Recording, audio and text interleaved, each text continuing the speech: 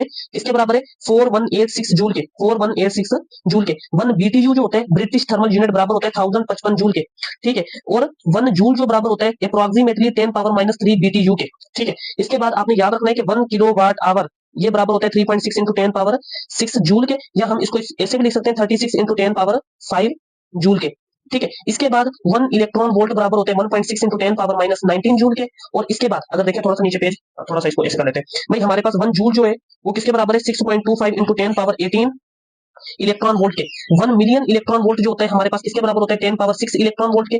1 billion electron volt जो होता है हमारे पास कितने के बराबर होता है 10 पावर 12 इलेक्ट्रॉन वोल्ट के, ठीक है। ये बात याद रखना है आपने, ठीक है। इसके बाद आपने याद रखना है कि 1 जूल जो है वो कितने अर्ग के बराबर होता है 10 पावर 7 अर्ग के। 1 अर्ग जो होता है वो किसके बराबर होता है 10 पावर माइनस 7 जूल के, ठीक है। ये याद रखना है आपने, याद रखना है कि 1 जूल जो होता है वो कितने के बराबर होता है 1 न्यूटन मीटर के, यही बराबर होता है kilogram metre square upon second square के। अगर मैं सेकंड स्क्वायर को ऊपर ले जाता हूं तो इसको मैं ऐसे लिख सकता हूं kilogram metre square second inverse 2, ठीक है। इतने आपने एनर्जी के यूनिट याद रखने, आपको बायो फिजिक्स केमिस्ट्री तीनों के अंदर क्या आएंगे।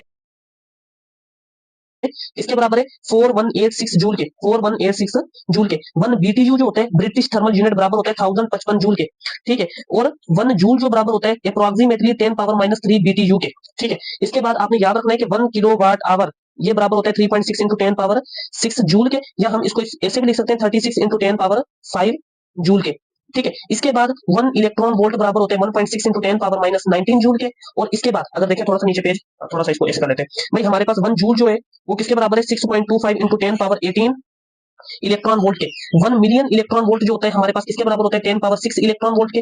1 बिलियन इलेक्ट्रॉन वोल्ट जो होता है हमारे पास कितने के बराबर होता है 10 पावर 12 इलेक्ट्रॉन वोल्ट के, ठीक है। ये बात याद रखना है आपने, ठीक है। इसके बाद आपने याद रखना है कि 1 जूल जो है वो कितने अर्ग के बराबर होता है 10 पावर 7 अर्ग के। 1 अर्ग जो होता है वो किसके बराबर होता है 10 पावर माइनस 7 जूल के, ठीक है। ये याद रखना है आपने, याद रखना है कि 1 जूल जो होता है वो कितने के बराबर होता है 1 न्यूटन मीटर के, यही बराबर होता है kilogram metre square upon second square के। अगर मैं सेकंड स्क्वायर को ऊपर ले जाता हूं तो इसको मैं ऐसे लिख सकता हूं किलोग्राम मीटर स्क्वायर सेकंड। इसके बराबर है 4186 जूल के, 4186 जूल के। 1 बीटीयू जो होता है ब्रिटिश थर्मल यूनिट बराबर होता है 1055 जूल के, ठीक है। और 1 जूल जो बराबर होता है अप्रोक्सीमेटली 10 पावर माइनस 3 बीटीयू के, ठीक है। इसके बाद आपने याद रखना है कि 1 किलोवाट आवर ये बराबर होता है 3.6 इंटू 10 पावर 6 जूल के, या हम इसको ऐसे भी लिख सकते हैं 36 इंटू 10 पावर 5 जूल के, ठीक है। इसके बाद 1 इलेक्ट्रॉन वोल्ट बराबर होते हैं 1.6 इंटू 10 पावर माइनस 19 जूल के। और इसके बाद अगर देखें थोड़ा सा नीचे पेज, थोड़ा सा इसको ऐसे कर लेते हैं भाई, हमारे पास 1 जूल जो है वो किसके बराबर है 6.25 इंटू 10 पावर 18 इलेक्ट्रॉन वोल्ट के।